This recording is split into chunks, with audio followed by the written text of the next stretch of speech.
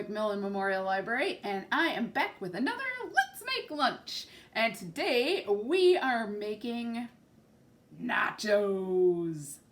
Love nachos! Who does not love nachos? Nachos are whatever you want them to be. That's why I love nachos.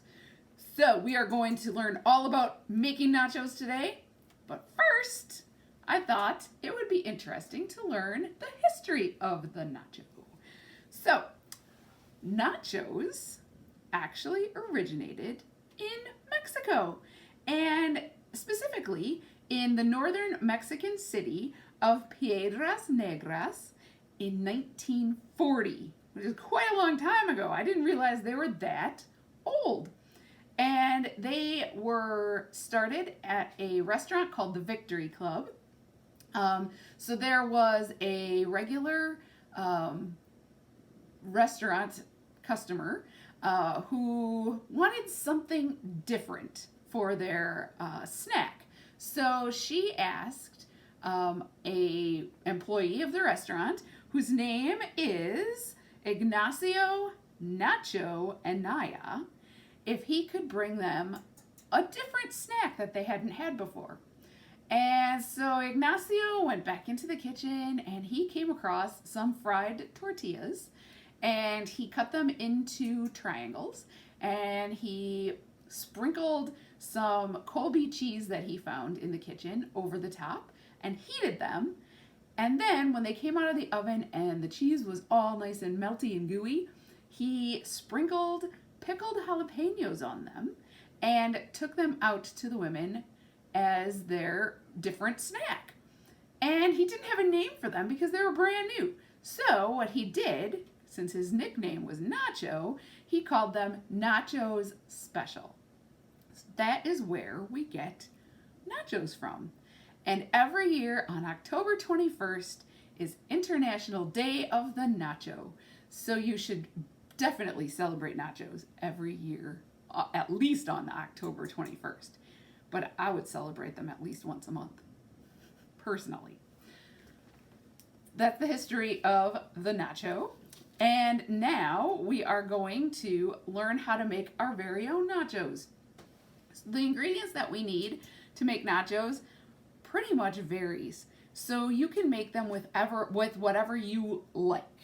As long as you have tortilla chips and you have cheese, those are the two main ingredients in nachos. Everything else is changeable to your liking and your tastes. So tonight, for my nachos, I am using pulled pork. I just happen to have some in the freezer. Nachos are a great way to use up leftovers. So I had pulled pork in the freezer. I pulled that out this morning. I mixed this today with some barbecue sauce, just regular bottled barbecue sauce. And I actually put some hot sauce in it just to spice it up a little bit because I really like spicy food.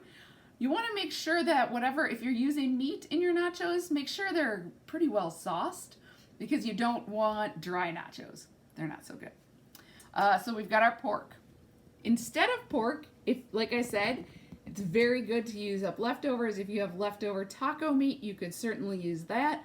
If you have leftover brisket, or if you like black beans, I would maybe mix the black beans with maybe some taco seasoning, and then maybe some taco sauce just to get them kind of saucy. And then put those on my nachos. I would definitely do that. On my nachos, I like onion. And I particularly like red onion on my nachos. I also like green pepper, so I've got some of that cut up. And tonight, you can use different kinds of cheeses as well. If you want to use a traditional Mexican cheese, you could certainly go that route. Tonight, I am using a pepper jack cheese, which is shredded. I'm using that tonight as something different. I normally use cheddar. But like I say, if you want to use a Mexican cheese, you could go for like a queso fresco, which is a pretty good melt-in cheese as well. But tonight we've got pepper jack, and for more spice, I've got some pickled jalapenos. I like to dice them up just because they spread out over the nachos a little bit better. I've got sour cream to top with after the nachos come out of the oven, and I've got some jarred salsa that I will put on after they come out of the oven as well. Whew, so many things. And you can mix and match these things. If you like avocado, put some avocado on. I would wait until after they come out of the oven to put the avocado on. If you like black olives, certainly put those on. You know, really, they are your nachos. You can make them however you want. There's no rules, no real rules, except tortilla chips and cheese must be included. All right, so we're gonna start building our nachos. And what I like to do is build in a couple of different layers, kind of like a lasagna almost.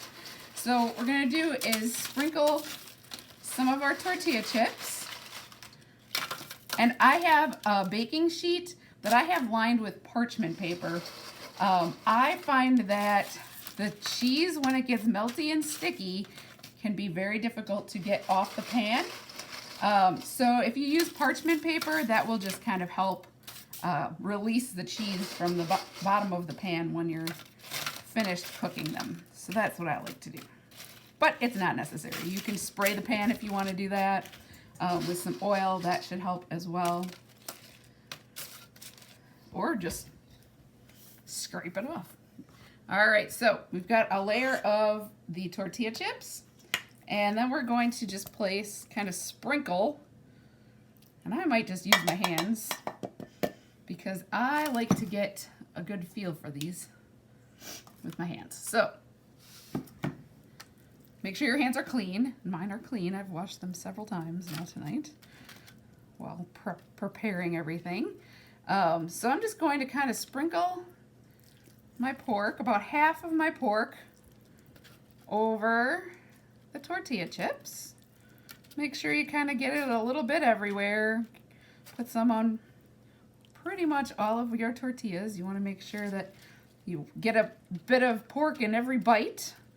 So we've almost done here with our first layer of pork. And try and keep it on the nachos just because it makes it easier when you're serving it later. All right, so I'm just gonna rinse my hands quick. Okay, now we are going to add, I like to add my veggies next. So we're gonna add some onion. And you just sprinkle it on pretty much the same way you did the pork. Get it a little bit everywhere.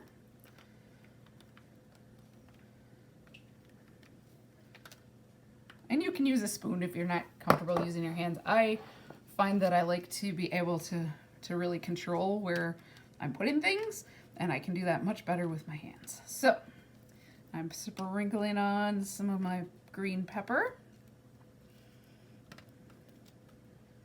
You want to make sure you leave some of each of these ingredients for your second layer. That's important. All right, and then we're going to go to the jalapenos. So we are just going to sprinkle those generously over our nachos. Oops, missed a spot there. All right. And now for some cheese. We're going to do about half of this shredded pepper jack.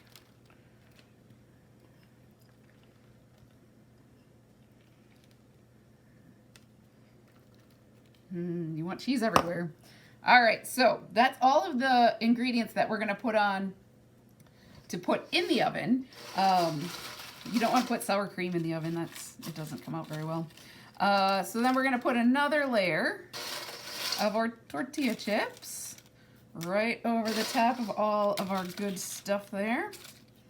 And again, just kind of spread those out a little bit. Make sure you cover everything nicely. That looks pretty good. All right. And then another layer of our pork. So just break it up all over your chips. So yummy. Oh, it smells so good. All right, almost there. So we've got a pretty good scattering of pork.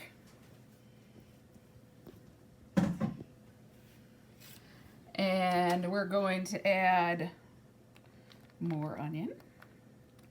More is better. And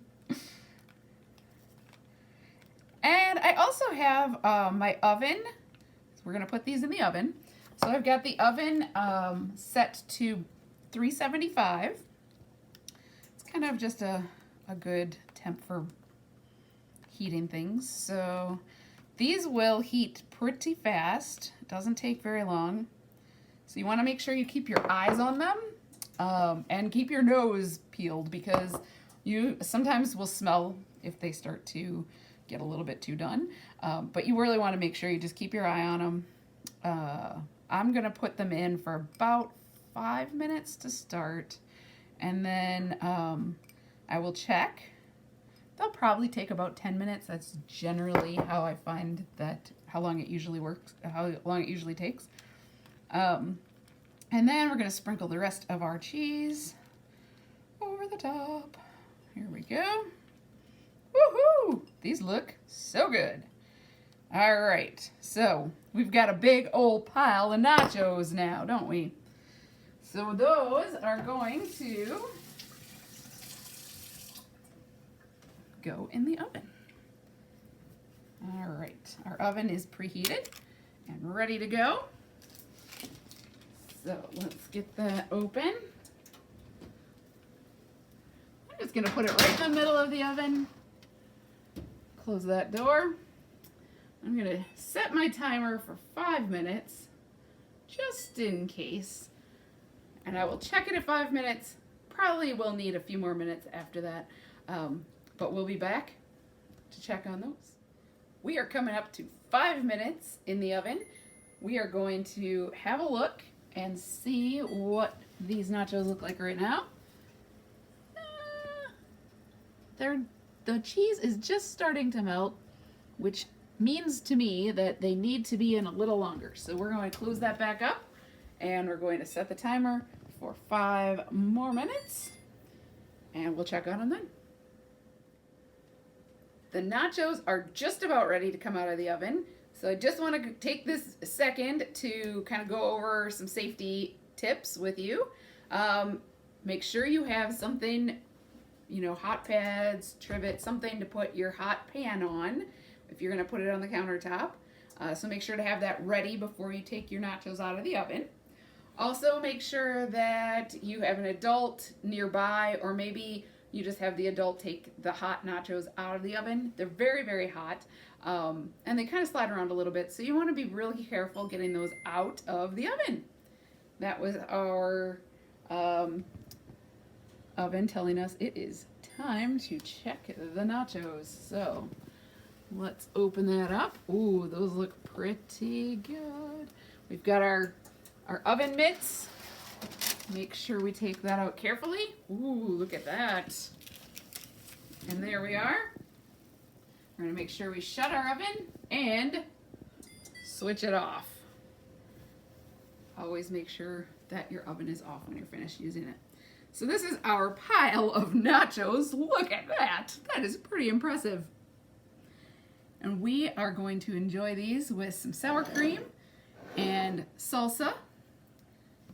And I cannot wait to eat these. So I hope you take some time to make nachos with your family really, really soon. Like I said, they're a great snack, or you can make them into a meal if you'd like to do that as well. They're just so fabulous, and I hope you enjoy them. Make them your own and enjoy your nachos, and have fun in the kitchen, but remember to always be safe and get your parents or adults' permission before you go in the kitchen and start cooking. So that is all for me for now. We will see you on the next Let's Make Lunch.